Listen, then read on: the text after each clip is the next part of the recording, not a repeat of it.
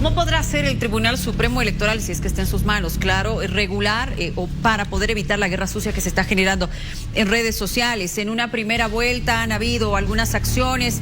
Luego, tras conocerse que vamos a un balotaje, también se ha convocado una reunión con los actores políticos que participan en estas elecciones, firmando un compromiso para decirle basta a la guerra sucia. Pero ¿quién regula y cómo se regula las redes sociales? Miriam, hablemos de este tema. Está con nosotros Dina Chuquimia, ex vocal del Tribunal Supremo Electoral con amplia trayectoria en estos temas electorales, y nuestro experto en redes sociales, que es Raúl Miranda, que también nos acompaña esta noche. Bienvenidos. Gracias, Luciana. Muchas gracias, Luciana, Miriam. Siempre es un gusto compartir con ustedes y un saludo al país. Empezaré con la señora Dina. A ver, ¿cómo está viendo usted, para empezar? Todo tiene que empezar quienes son los protagonistas, ¿no? ¿Lo están haciendo bien o lo están incentivando más a que esta guerra sucia vaya contaminando a la población? Bueno, prácticamente la guerra sucia comenzó, pero de a poquito, ¿no? En estas últimas 3, 4 jornadas han recrudecido y de aquí en adelante van a recrudecer más. Prácticamente cumplen todos los elementos que los comunicadores llamamos guerra sucia, ¿no? Como es el hecho de los fake news que han empezado a aparecer contra uno u otro candidato. El último fin de semana se han dado a conocer unos mensajes que se han dado hace unos 15 años atrás. Y bueno, y la gente, ¿qué es lo que busca la guerra sucia? Es incidir en la ciudadanía que todavía no ha decidido su voto. Sabemos que muchos ya saben por quiénes van a votar, ya sea por don Tuto, ya sea por don Rodrigo, pero hay un número considerable de ciudadanos que todavía están indecisos, y aquellos que han votado voto nulo. No creo que se vuelva a repetir el mismo número de votación de los votos nulos, entonces hay que incidir sobre ellos. Debe ser esa la propuesta que hacen cada uno de los candidatos. Hay que tratar de convencerlos que de pronto nuestras propuestas son las mejores. Y lo menos que hemos visto en los últimos tiempos son las propuestas creíbles que puedan hacer los candidatos, ¿no? Ya sean don Tuto, ya sea don Rodrigo. A don Rodrigo lo he ido viendo en esta jornada, ya se está poniendo activo. Sí, Tuto Quiroga se lo ha ido viendo no solamente en redes sociales, sino en medios de comunicación y también en las calles. Entonces lo que le hace falta a la gente es la presentación de propuestas. De pronto hemos ido viendo también, como nunca lo hemos visto, primera vez en el país que va a haber un balotaje, sí. 1, 2, primera vez que todos los ataques esta vez ya no van al candidato a presidente, van al candidato a vicepresidente, no los vicepresidenciales, que de pronto en el pasado se decía que jugaban un rol como la quinta rueda del carro en el órgano legislativo, pero pareciera ser que esta vez les estamos dando mayor importancia a estos candidatos. Bueno, ¿cómo regulamos redes sociales en este tema? Raúl, me imagino que es muy complejo. El Tribunal Supremo Electoral ha sido claro manifestando que sí, iba a ser difícil poder regularlo. Puede haber normativa para medios de comunicación, para otro tipo de medios, pero para redes, complejo. Regularlo y controlarlo realmente es una tarea casi imposible. O sea, vemos en otros países potencias mucho más desarrolladas en el ámbito electoral que no logran regular esto. Y es por la fuerza que tienen las redes sociales con los usuarios, el consumo y todo el contenido que se va generando. Además de eso, no es como en otras épocas, regulabas medios de comunicación, regulabas líderes de opinión, y eso te permitía tener un control bastante amplio de lo que se informa y de lo que se muestra. Pero ahora compites con un montón de personas, con un montón de mecanismos, desde noticias falsas, continuando con deepfakes, videos alterados, contenido generado con inteligencia artificial. Hay tantas vías para generar desinformación o apuntar ciertos contenidos a generar ciertas ideologías que realmente es imposible llegar a controlar. Además, aquí te corto, porque hay un momento de silencio electoral que en las redes sociales no aplica. No si bien se toca de alguna manera, digamos, en la normativa, no se puede hacer el control para esto. Claro. Y en medio de esto, Tufi, prácticamente el Tribunal Supremo Electoral no tiene esa capacidad como para frenar esta guerra sucia, ¿no es cierto? No hay posibilidad. Sí, nos podrá decir justo la doctora Dina, porque ella ya conoce el Tribunal Supremo Electoral, ¿qué función cumple el CIFDE en este sentido? Ayer le estaban reclamando al Tribunal Electoral que pudiera pronunciarse sobre este tema de los tweets de un candidato vicepresidencial. ¿Hay una opción de que lo haga el Tribunal Supremo Electoral? no existe la posibilidad de controlar las redes sociales, Tufi, y basta con recordar que en 2 elecciones o 3 procesos anteriores no lo han podido hacer. Sí existe una unidad de monitoreo donde todo el tiempo están monitoreando, es más que creo que han contratado hasta inteligencia artificial para hacer el monitoreo en redes sociales, pero es humanamente imposible dar con aquellos ciudadanos que de pronto emiten comentarios. Ahí Raúl nos va a aclarar la situación, emiten comentarios, hay bots que de pronto van contra uno u otro candidato y no se puede alegar quién ha sacado ese mensaje. No van a tener que hacer un rastreo hasta el final, pero al final ya va a acabar las elecciones. Estamos exactamente a 19 días de las elecciones y dudo que las redes sociales puedan ser normadas. No hay una posibilidad real de que pueda hacérselo. En América Latina no lo hemos tenido, en Estados Unidos menos. Entonces, en Bolivia dudo que se pueda hacer un seguimiento. Sí, han anunciado los mismos vocales en algún momento y creo que todo el mundo se ha molestado, incluyéndome. Decían, no, vamos a hacer el seguimiento de las cuentas que sean identificadas. La van a seguir a doña Miriam, la van a seguir a doña Luciana, a don Raúl, a doña Dina también, pero y los 7 millones que somos o los 11 millones que somos en el país, dudo que se pueda hacer un seguimiento específico de las noticias falsas o fake news, como lo llamamos en comunicación, a lo que vaya a salir en las redes sociales. Sí podemos hacer tal vez el seguimiento en medios de comunicación tradicionales como radio, televisión o prensa escrita, pero en redes sociales me parece humanamente imposible. Entonces, ahora, hace rato Luciana decía, se ha firmado hace 2 semanas un acuerdo, un compromiso, ¿no? De buena voluntad será, porque ya no se ha cumplido ese compromiso. Los candidatos a la presidencia por lo menos lo han firmado, el candidato a la vicepresidencia de uno de los partidos políticos no lo ha hecho, pero sin embargo no se está cumpliendo ese compromiso de ninguna de las partes, ¿no? Porque la campaña y la guerra, más que la campaña, la guerra sucia está empezando a subir, está empezando, en un rato más va a llegar al clímax y ahí sí los bolivianos y bolivianas vamos a estar detrás de la televisión esperando a ver qué dice un candidato, qué dice otro, qué mensajes nuevos están saliendo.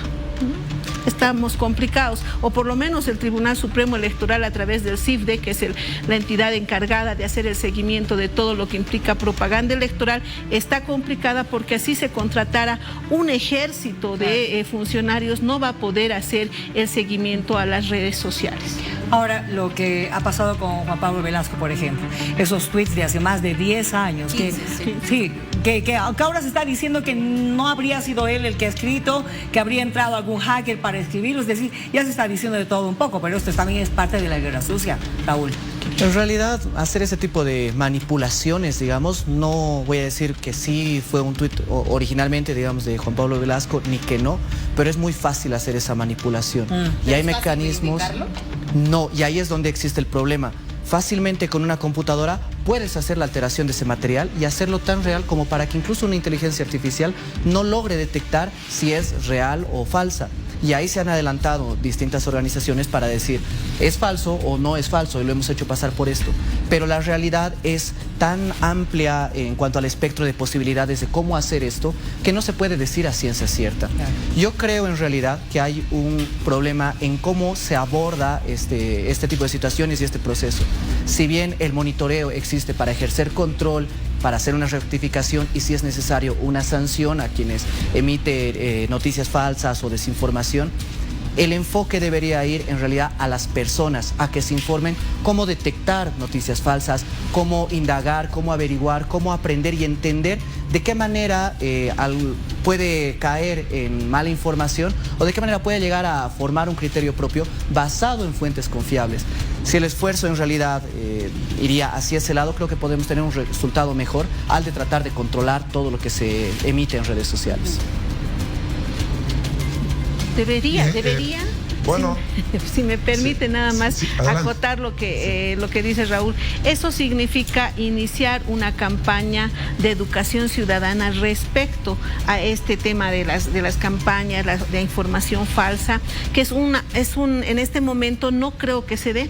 el ciudadano va a tener que llegar con voto informado hasta las urnas, pero la información que nos cedan ustedes, los medios de comunicación, porque acuérdense de que hay una última encuesta que indica que los medios de comunicación y los periodistas están por encima inclusive de los políticos, de la policía, del órgano judicial. Entonces, por supuesto que la ciudadanía va a creer en las cosas que se difundan a través de los medios de comunicación, como es Bolivisión u otros medios también. Sí, doctor, aprovechando también el marco de este balotaje, se ha suscrito un acuerdo contra la guerra sucia, falta una firma, la del candidato del PDC. ¿Cuánto contribuyó desde su punto de vista esto a frenar la guerra sucia o definitivamente sirvió solamente como un enunciado? Bueno, ha sido un encuentro en el cual ha habido un compromiso de buenas intenciones y creo que el Tribunal Supremo Electoral se va a quedar sin la firma del candidato a la vicepresidencia, el señor Lara no ha firmado.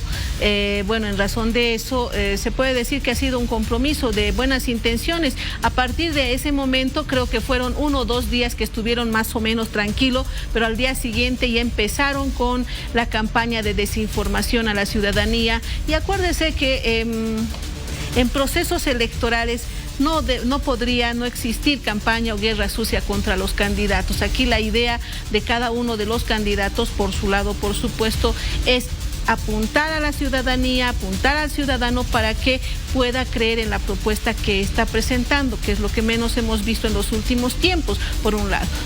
Considerando también el tema del voto nulo, que ha tenido un alto porcentaje de votación en las últimas elecciones. Ahora, ¿cómo es que los candidatos que están en este momento en la papeleta electoral, que son 2, ya se han ubicado, tienen las ubicaciones respectivas, van a acceder al ejercicio del poder público?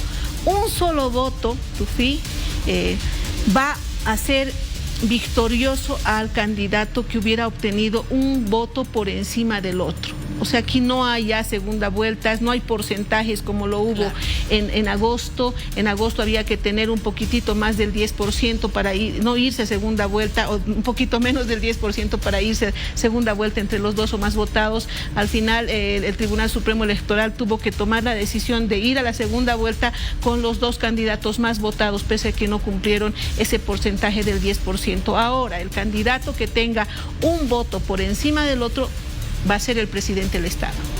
Raúl, hay un detalle que hay que tomar en cuenta, y esto tiene que ver con el algoritmo que tienen las aplicaciones o redes sociales, ¿verdad? Evidentemente uno consume o basta que veas un video 1 o 2 veces de un contenido similar para que esto te siga y te aparezca de manera más seguida, y esto hace que se masifique este tipo de contenidos cuando son noticias falsas. Exactamente, y ahí involucra mucho la suspicacia de las personas de cómo vender el contenido que tienen. Noticias falsas, al día hay una cantidad infinita de cosas que se generan. No obstante, las que llegan a repercutir, llegan a mover el piso a todos, son aquellas que, por el algoritmo, lo ve una persona y se queda viéndola más tiempo. Lo ven 10 personas haciendo la misma acción y las plataformas identifican automáticamente que es un contenido que le interesa a la gente y por consecuente lo recomienda mucho más. Y ese es el inicio del génesis, llamémosle, de la viralización de cualquier contenido. Y obviamente preocupa mucho la viralidad que puede tener la desinformación, porque ahí utilizas el titular más llamativo, lo más perjudicial posible, que en el caso de candidatos, como para que se viralice y para que la gente lo empiece a consumir. Con pequeños trucos, aspectos, digamos, que utilizas en la edición de videos, en la generación de titulares y demás, logras que esto llegue a un montón de personas, generando esa simpatía con la gente, ¿no? Y cómo se utiliza ahora la inteligencia artificial para hacerte decir cosas que no has dicho, ni siquiera las has pensado, pero también pensar, ¿qué le digo? No ahora, pero en un futuro, no sé si muy lejano o cercano, en controlar las redes sociales tampoco puede ser una buena idea. No, por supuesto que no, porque estaríamos afectando a los derechos fundamentales que tenemos los ciudadanos. El derecho del ciudadano de recibir la información que se genera y la obligación de pronto que tienen los medios de comunicación de dar a conocer lo que sucede, el derecho a la libertad de expresión, el derecho a la comunicación, el derecho a la libre opinión, ¿no? Al margen de la información que se genere, el ciudadano tiene derecho a opinar y esa opinión, por supuesto, que es es respetable, y más cuando se trata de procesos electorales, más cuando se trata de que el ciudadano llegue a la urna y elija a su candidato. Puede tomar cualquiera de las opciones que estén presentes, pero debe hacerlo de manera informada. Ojalá pudiera ser, eso es lo que uno espera cuando trabaja en procesos electorales, llegar a toda la ciudadanía, llegar a todo el ciudadano que esté informado y que vaya a las urnas a elegir a cualquiera de los candidatos. Lamentablemente en este tiempo que son 45 días de la segunda vuelta, no ha habido esa capacidad del órgano electoral de generar esos procesos de difusión de una campaña por ahí, una difusión de la información o de las propuestas electorales, que el Tribunal Supremo Electoral lo tiene en sus manos, las propuestas electorales de los candidatos de los dos candidatos en este caso, que podría haber sido difundida. Cuesta mucho entrar a la página web, lamentablemente, para ir a buscar la información de las propuestas electorales, que deberían haberlo bajado. Tanta inteligencia artificial por ahí, eso podría haber ayudado a dilucidar las propuestas electorales de los candidatos, y esa podría haber sido una de las medidas que se podrían haber tomado desde el Tribunal Supremo Electoral, pero hay que entender que la parte técnica está trabajando y está corriendo contra el tiempo, porque también no solamente votamos en territorio nacional, también votan los bolivianos en el exterior, y por supuesto la información que se pueda difundir a través de redes sociales y medios de comunicación televisivo que llegan más allá de las fronteras, de verdad debe darle la información correcta al ciudadano. Tufi. Sí, Raúl, ya que haces tanto seguimiento y producción de contenidos también en redes, ¿has podido determinar cuántas páginas tiene cada candidato? Yo observo habitualmente en TikTok, por ejemplo, que Tuto Quiroga tiene una oficial, pero hay una serie de páginas, tanto de él como de Edman Lara, de sus propios seguidores. ¿Y cuál es la credibilidad que tienen estas cuentas, más que páginas, sobre todo en TikTok? La verdad es que no podemos estimar la cantidad de cuentas, páginas que tienen, porque es difícil determinar cuáles son oficiales o controladas. Si no es directamente por uno de los candidatos, por alguien representativo del partido. Pero sí, y me hace recuerdo lo que comentas, por ejemplo, hace un tiempo, no sé si, creo que sí, Bolivia Verifica sacaba un análisis de las páginas que han cambiado la línea o el apoyo que tenían a ciertos candidatos a otros ahora, ¿no? Y es que es tan fácil cambiar el nombre de una cuenta, la foto de perfil, y empezar a generar estos contenidos en volumen con el objetivo de desinformar, que lo han empezado a hacer, ¿no? Y se ha visto una cantidad sin fin de contenidos con diferentes lineamientos, con diferentes formas de enfocar la información, que naturalmente van cayendo en ciertos nichos de personas y obviamente consiguiendo su público, su audiencia, y logrando su objetivo, que es informar o desinformar de acuerdo a lo que quiera hacer estas cuentas. Recordemos un poco igual en las elecciones en Estados Unidos, las anteriores elecciones, cuando salió Donald Trump, se hablaba mucho de una estrategia principal en redes sociales en las que la campaña estaba orientada no a un público masivo como estábamos acostumbrados, a públicos específicos. Si eras del área de la gastronomía, te salía publicidad de las políticas enfocadas en lo que te interesa. Si te gustaba o eras alguien más digital y te gustaban las redes sociales, te mostraban las propuestas de política. Eso ha abierto la posibilidad y ha sido el inicio de cómo la política puede ser apuntada de acuerdo a los nichos específicos que existen en la población. Y estas páginas, si bien 100 pueden apoyar a un candidato o a otro, apuntan a diferentes nichos con diferentes formas de compartir el mensaje, que al final llegan a tener una audiencia importante, ¿no? Y es ahí donde está el juego estratégico de alcanzar y lograr incidir en el pensamiento de las personas con el fin de cambiar o idear o definir cuál va a ser el voto de cada uno. Permítanme ambos, por favor, nuestros invitados, les quiero hacer escuchar lo siguiente. Anoche estuvieron con nosotros Paul Coca y Marcelo Arequipa como analistas, indicando que se vienen momentos un tanto más intensos en las últimas semanas. Vamos a escucharlos. Primera vez en la historia democrática de Bolivia, usaremos ese término por favor, que inició en el 82, que el país está más atento a lo que dicen y hacen los candidatos a la vicepresidencia por encima de lo que es un candidato presidencial. Entonces ahí tenemos ese primer aspecto que estamos señalando. Entender que hoy día estamos jugando una suerte de un partido. Se termina el partido el 19 de octubre. Y después las cosas, el país sigue, uno va a ganar, otro va a perder, eso es normal, es natural, pero la vida no se termina ahí. Pero los actores políticos no suelen entender y no suelen traducir las cosas en ese esquema, y más bien suelen tomar las cosas de manera muy personal, y creo que eso también va a minar un posible escenario de gobernabilidad en la Asamblea Legislativa, pero también en la calle. Basándome en las elecciones del pasado 17 de agosto, en el que se va a sacar absolutamente toda la artillería. Lamentablemente no va a ser la artillería de propuestas, va a ser la artillería de ataques y de guerra sucia. Habrá mucho material también en memes, redes sociales, frases, porque el debate de vicepresidentes han confirmado los dos. He escuchado que tanto los voceros de Tuto Quiroga como los voceros del PDC ya han dicho que va a estar presente los dos postulantes a vicepresidente. ¿Qué van a sacar? En este momento es prematuro decirlo, pero lo sabremos demasiado pronto. Pero en este momento se está haciendo una guerra terrible, una guerra frontal entre ambos, y obviamente lo que quieren hacer al electorado es mostrar, mientras más atacada sea una persona, obviamente que ese respaldo vaya al otro. Esa estrategia veremos si funciona, pero reitero, 7 días antes de las elecciones va a empezar la verdadera y cruenta guerra sucia y ataques. Lo que estamos viendo no va a ser nada a comparación de los últimos 7 días. A ver, tenemos que ver el tema de la gobernabilidad, ¿no es cierto? Ya para ir terminando, doña Dina, por favor, esto de lo que ha dicho Tufi, infoxicación. Creo que los medios quizás seamos los únicos que podemos hacer frente a toda esa infoxicación de las redes sociales, mostrando e informando acerca de las propuestas. Así es.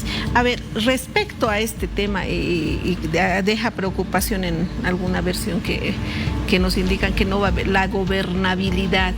¿No? En este momento la gobernabilidad se la va a definir no solamente en las calles, sino en las urnas el próximo 19 de octubre. Pero hay que recordarle a los ciudadanos de todo el país que ya los asambleístas, diputados y senadores ya han sido elegidos. Lo único que vamos a ir a elegir este próximo 19 de octubre es al candidato a presidente y vicepresidente. ¿Qué hace el presidente? Es el presidente la máxima autoridad del órgano ejecutivo, el presidente del Estado plurinacional. Y el vicepresidente es vicepresidente, pero además presidente nato de la Asamblea. En la Asamblea ya tenemos elegidos a los 130 diputados, 36 senadores y 9 autoridades supraestatales. Eso ya no se va a mover. Después de lo que decía Arequipa, decía, no, después de las elecciones la vida continúa. Evidentemente la vida continúa, pero van a tener que empezar a ver consensos, ¿no?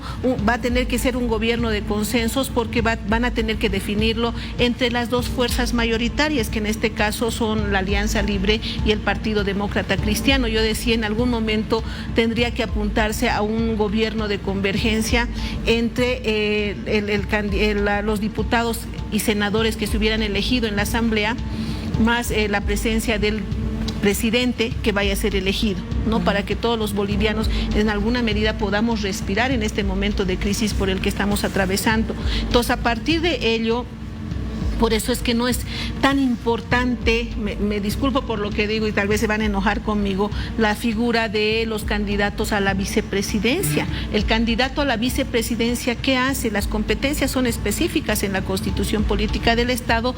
Es aquel que actúa como presidente nato de la Asamblea Legislativa, lo dice la Constitución, y convoca a sesiones de Asamblea Legislativa Plurinacional donde asisten 130 diputados y 36 senadores. No, él dirige la Asamblea General, la Asamblea Nacional. Entonces, ese es el trabajo que él tiene que desarrollar. En algún momento se creía que el candidato a vicepresidente podría tener un superpoder por encima del presidente, y aquí no se trata de quién tiene más poder o menos poder, sino debería tratarse de llevar adelante consensos entre las dos fuerzas mayoritarias para que tengamos, para que el gobierno o el presidente que se vaya a elegir tenga gobernabilidad. Lo otro va a suceder, lo que hemos visto en este último 2 años, ¿no? Donde no han dejado gobernar. Había un grupo que se oponía a llevar adelante o sancionar las leyes, otro grupo que sí quería ir. Entonces ha habido una división total al interior de la Asamblea.